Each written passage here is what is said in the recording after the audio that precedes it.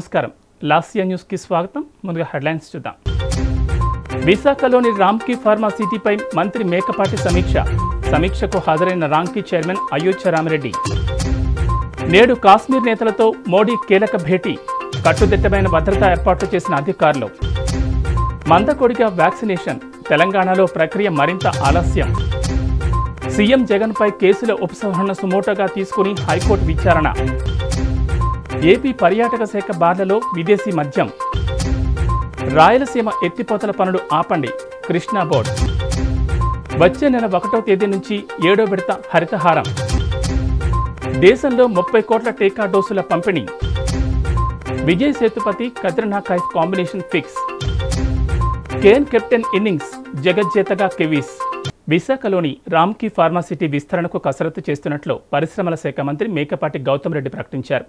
మంగళగిరిలోని AP IAC కార్యాలయంలో Ramky pharma సిటీపై మంత్రి మేకపాటి సమీక్ష నిర్వహించారు.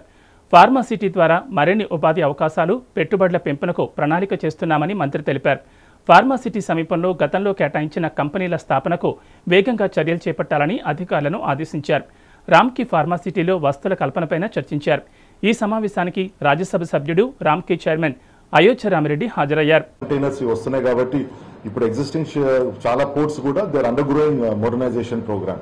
అలాగే మనం చెప్పింది కూడా ఏంటంటే ఇప్పుడు for example we accepted uniform code, globalisation, quality norms, ఇవన్నీ ద్వారా these are all good standardisation of our rates కానీ ఇవన్నీ కూడా these are all good suggestions. కానీ ఏదేమైనా సరే what we told them is ఈ రాబోయే ఈ ఎక్స్పాన్షన్ లో తప్పనిసరిగా మాకు ఫండింగ్ అనేది స్కేల్ వెరీ ఇంపార్టెంట్. ఇప్పుడు సరే కనెక్టివిటీ గవర్నమెంట్ ఆఫ్ ఇండియా చేస్తున్న సాగరమాల ద్వారా, అలాగే మాకు డెవలప్మెంట్ చేసే పోర్ట్స్ ఏవేవి ఉన్నాయో, ఎందుకంటే the size of the vessels increase అయినప్పుడు డౌన్ స్ట్రీమ్ యాక్టివిటీస్ క్రెయిన్స్ కావచ్చు, హ్యాండ్లింగ్ మెటీరియల్ కావచ్చు, ట్రాన్స్పోర్టేషన్ కావచ్చు, రేపు ఈ ట్రాన్స్పోర్టేషన్ చేసుకునే వెహికల్స్ కి బ్రిడ్జెస్ కట్టేదానికి ఇవన్నీ కూడా అప్గ్రేడేషన్ జరగాలన్నమాట. సో ఇవన్నీ కూడా డౌన్ స్ట్రీమ్ యాక్టివిటీస్ కేవలం ఒక పోర్ట్ డెవలప్మెంటే కాదు, ఇంత ఇంటిగ్రేటెడ్ డెవలప్మెంట్ కింద ఆలోచించి తీసుకురావాలని చెప్పడం జరిగిందనమాట. Ramayapatnam port, we have already, until now that their studies are going, until project has been awarded, now public hearing is going on. At the same time, while concessionaire Guda, he is also looking at, he is developing a techno feasibility study, and Tandalani, I think, if I am not wrong, by before November, he will start grounding the works and Kunta. Right? Thank you.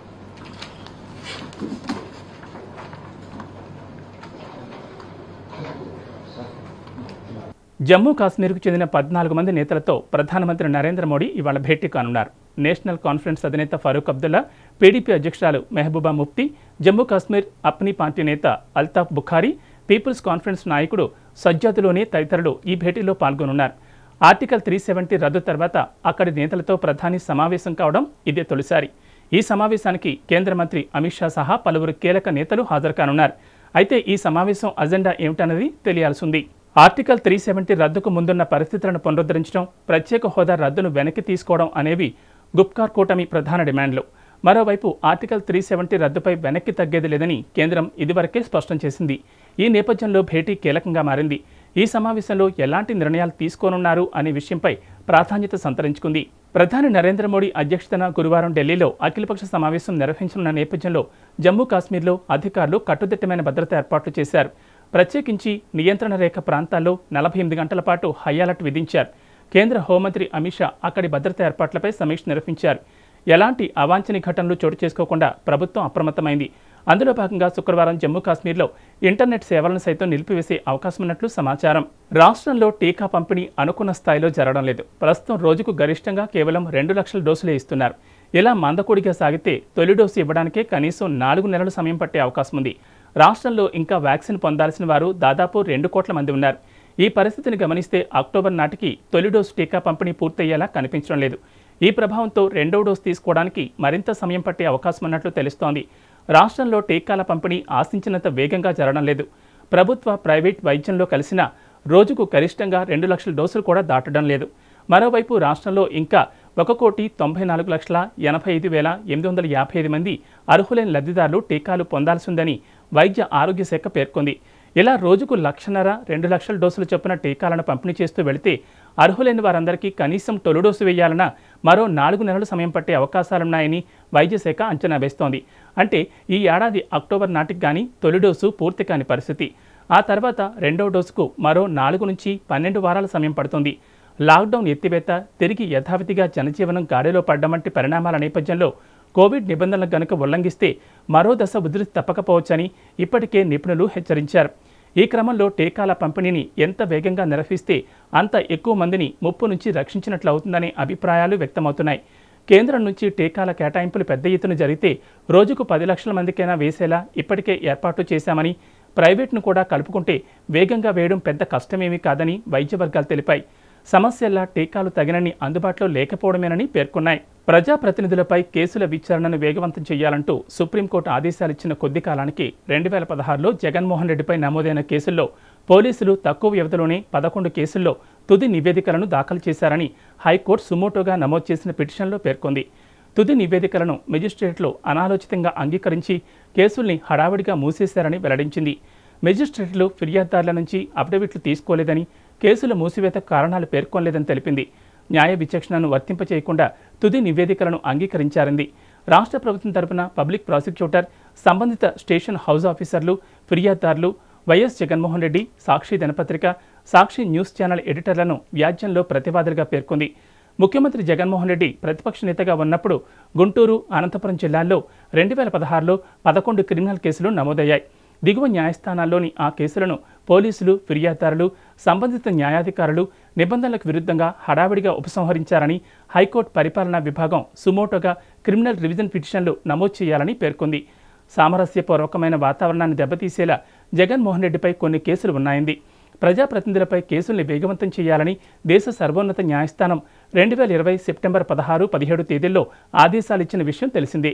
Jaganmohan రెడ్డిపై 2016లో నమోదైన 11 కేసుల్లో పోలీసులు తుది నివేదికలు వేసి 2020 September 23 నుంచి October 22 మధ్య హడావిడిగా ఉపసంహరించుకున్నారు. కోవిడ్ కేసులు తగ్గుతున్నందున గురువారం నుంచి పర్యాటక శాఖ కార్యకలాపాలు రాష్ట్ర వ్యాప్తంగా పునఃప్రారంభమవుతాయని మంత్రి ముత్తంశెట్టి శ్రీనివాసరావు పేర్కొన్నారు. సందర్శనీయ ప్రాంతాల్లో పర్యాటకులను అనుమతిస్తామని వివరించారు. పర్యాటక శాఖకు చెందిన 48 బోట్లు తిప్పుతామన్నారు. తగిన జాగ్రత్తలు తీసుకుని నడిపేలా ప్రైవేట్ బోట్ ఆపరేటర్లతో గురువారం సమావేశం ఏర్పాటు చేస్తున్నట్లు మంత్రి వెల్లడించారు. కరోనాతో పర్యాటక శాఖ కార్యకలాపాలకు ఇబ్బందులు ఎదురైనా కోవిడ్ రోగులకు ఆహారం అందించడం ద్వారా 28 కోట్ల వ్యాపారం చేసి ఉద్యోగులకు జీతాలు అందించగలిగామని ముత్తంశెట్టి తెలిపారు. పర్యాటక శాఖ ఆధ్వర్యంలోని 33 బార్లలో కొత్తగా విదేశీ మద్యం ప్రవేశపెడుతున్నామని వెల్లడించారు. విశాఖలోని రిషికొండ రిసార్ట్స్ను 164 కోట్లతో బ్లూబే హోటల్గా అభివృద్ధి చేస్తున్నామని తెలిపారు. విశాఖ తీరంలో ఇరుక్కుపోయిన బంగ్లాదేశ్ నౌకను రాష్ట్ర ప్రభుత్వం ఆధ్వర్యంలో ఫ్లోటింగ్ రెస్టారెంట్గా తీర్చిదిద్దే పనులు వచ్చే నెలలో ప్రారంభమవుతాయని మంత్రి వివరించారు. విశాఖ, తిరుపతిలో ఒబెరాయ్ గ్రూపు 7 నక్షత్ర హోటళ్ల ఏర్పాటుకు ముందుకొచ్చినట్లు చెప్పారు. కడప జిల్లాలోని గండికోటను పర్యాటక ప్రాంతంగా అభివృద్ధి చేయాలని నిర్ణయించామన్నారు. టోక్యో ఒలింపిక్స్లో పాల్గొనే అంతర్జాతీయ క్రీడాకారులు పివి సింధు, రజని, సాత్విక్ సాయిరాజులకు 5 లక్షల చొప్పున నగదు ప్రోత్సాహాన్ని అందించి సీఎం చేతుల మీదుగా త్వరలో సన్మానిస్తామని ముత్తంశెట్టి తెలిపారు. ఉత్తరాంధ్ర, కోస్తా, రాయలసీమకు 1 చొప్పున అంతర్జాతీయ స్టేడియంలు ఏర్పాటు చేయాలని ప్రభుత్వం యోచిస్తుందన్నారు. రాష్ట్రంలో గ్రామీణ క్రీడాకారులను ప్రోత్సహించేలా వచ్చే నెలలో పలు కార్యక్రమాలు నిర్వహిస్తామని వివరించారు. విశాఖ నుంచి త్వరలో పరిపాలన ప్రారంభమవుతుందని ఆశిస్తున్నామని మంత్రి ముత్తంశెట్టి పేర్కొన్నారు.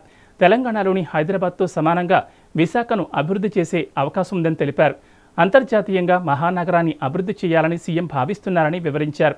అమరావతి, కర్నూలును కూడా అంతే స్థాయిలో ప్రభుత్వం తీర్చిదిద్ది ప్రాంతీయ అసమానతలను తొలగిస్తుందని చెప్పారు. అధికారులతో రివ్యూ పెట్టడం జరిగింది. సో వాటిలో తీసుకునే ముఖ్యమైన నిర్ణయాలు ఏంటంటే, మొన్నటిదాకా ఈ లాక్డౌన్ కారణంగా, ఈ కరోనా కారణంగా ఈ టూరిజం ప్లేసెస్ ఆపరేషన్లో లేకుండా ఉండటం జరిగింది. మరి వాటిని తిరిగి పునఃప్రారంభించాలని పార్కులు కానీ, అమ్యూజ్మెంట్ పార్కులు కానీ, అన్ని టూరిజం ప్లేసెస్ 13 జిల్లాల్లో కూడా రేపటి నుంచి యథావిధిగా ఆపరేషన్స్ చేయాలని. అలాగే రెండోది, ఈ బోట్స్ కూడా స్టాప్ చేయడం జరిగింది. ఈ బోట్స్ కూడా రేపు బోటు, ఈ ప్రభుత్వానికి సంబంధించిన బోట్లు ఏమో 50 ఉన్నాయి. 50 బోట్లు 48 బోట్లు పర్మిషన్ తీసుకోవడం జరిగింది. అవి రేపటి నుంచి స్టార్ట్ చేయొచ్చు. ఈ ప్రైవేట్ ఆపరేటర్స్ బోట్లు కొంతమంది లైసెన్సులు తీసుకోలేదు, అవి ఆల్రెడీ ఫైనల్ స్టేజ్లో ఉన్నాయి. సో ఆల్రెడీ గౌరవ ముఖ్యమంత్రి గారు శ్రీ వైఎస్ జగన్మోహన్ గారి ఆదేశాల ప్రకారం ఈ 9 ప్లేసెస్లో కమాండ్ కంట్రోల్ రూమ్స్ పెట్టారు. ఆ కమాండ్ కంట్రోల్ రూమ్స్ ద్వారా ఈ బోట్స్ ఆపరేట్ చేయాలి, ఈ కొత్త విధి విధానాలు ఈ బోట్ ఆపరేటర్లు చెప్పి మళ్ళీ ఎలాంటి ప్రమాదాలు జరగకుండా నివారణ చర్యలు తీసుకోవాలని రేపు ఉదయం 10 గంటలకి బరం పార్కులో బోట్ ఆపరేటర్స్ తోటి సమావేశం కూడా పెట్టి ఆ బోట్లు కూడా రాయలసీమ ఎత్తిపోతల పథకం పనులను కొనసాగించవద్దని కృష్ణానది యాజమాన్య బోర్డు మరోమారు ఆంధ్రప్రదేశ్కు స్పష్టం చేసింది.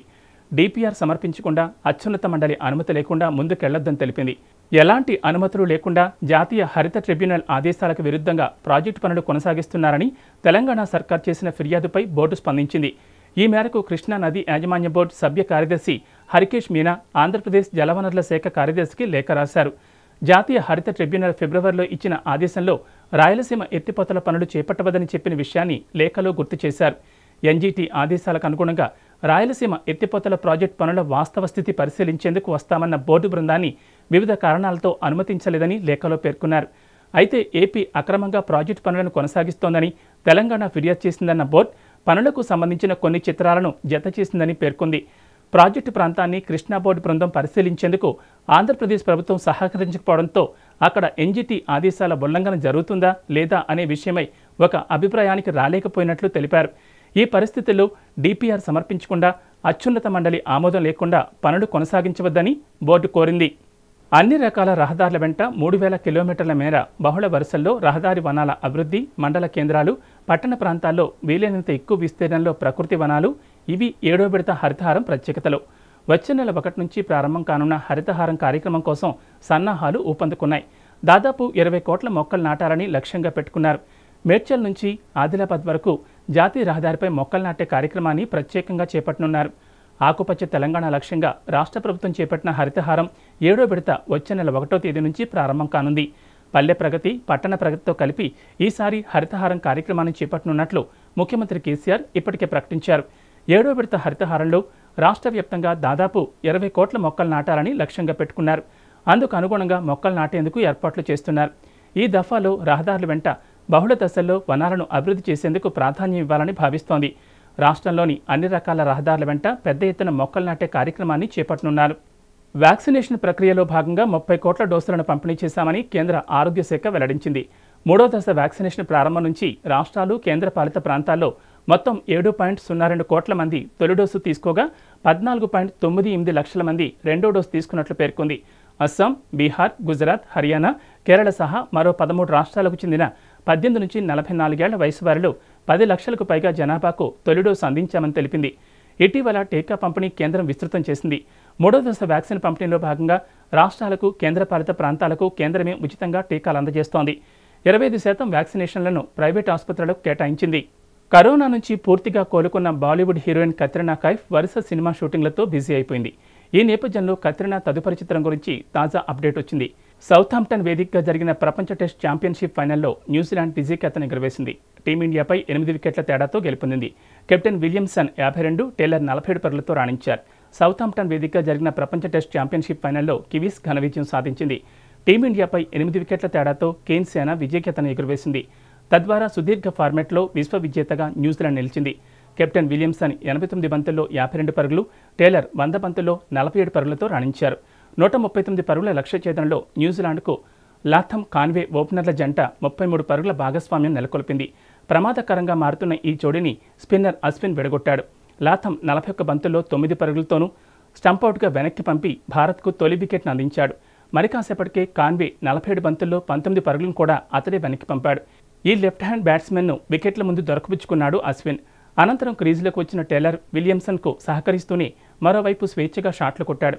3వ వికెట్కు ఈ జంట 96 పరుగుల భాగస్వామ్యాన్ని నెలకొల్పి జట్టును విజయ తీరాలకు చేర్చింది. కాగా తొలి రెండో ఇన్నింగ్స్లో టీమిండియా 217, 170 పరుగులు చేయగా కివీస్ 249, 140 పరుగులు చేసి WTC విజేతగా నిలిచింది. ప్రతిష్టాత్మక ఈ మ్యాచ్లో భారత బౌలర్లు తేలిపోయారు. 5గురిలో షమి, ఇషాంత్ మినహా మిగిలిన 3 చెప్పుకోదగ్గ ప్రదర్శన చేయలేదు. ఫేస్కు సహకరిస్తున్న పిచ్చిపై ప్రత్యర్థి జట్టు 4 ఫేసర్లను జట్టులోకి తీసుకుంది. తొలుత తీసుకున్న స్పిన్నర్ను పక్కన పెట్టింది. కానీ భారత్ ఇందుకు విరుద్ధంగా 2 స్పిన్నర్లను తుది జట్టులో ఆడించడం కూడా కలిసి రాలేదు. వీరి స్థానంలో ఉమేష్ యాదవ్ లేదా సిరాజ్ను బరిలోకి దింపి ఉంటే ఫలితం వేరేలా ఉండేదని పలువురు క్రీడా విశ్లేషకులు అంచనాలు వేస్తున్నారు. బ్యాటింగ్లోనూ టీమిండియా ఘోరంగా విఫలమైంది. బౌలింగ్కు అనుకూలిస్తున్న పిచ్పై రోహిత్ పర్వాలేదనిపించినా మరో ఓపెనర్ గిల్తో పాటు Pujara, captain Kohli, vice captain Rahane చెప్పుకోదగ్గ ప్రదర్శన చేయలేదు. స్పిన్ ద్వయం అశ్విన్, జడేజా ఇక బ్యాటింగ్లోనూ ఆకట్టుకోలేకపోయారు. జట్టు కష్టాల్లో ఉన్నప్పుడు అనవసరపు షాట్లకు పోయి వికెట్లు ఇచ్చుకున్నారు. ప్రత్యర్థి జట్టు చూపిన సహనం చూపి ఉంటే మ్యాచ్ను కనీసం డ్రాగానైనా ముగించేవారేమో. మొత్తానికి ఫలితమే రాదనుకున్న ఈ మ్యాచ్లో టీమిండియా చేజేతులా కివీస్కు టెస్ట్ ఛాంపియన్షిప్ హోదాను ఇచ్చేసింది. ఇవి బులెటిన్ విశేషాలు. నమస్కారం.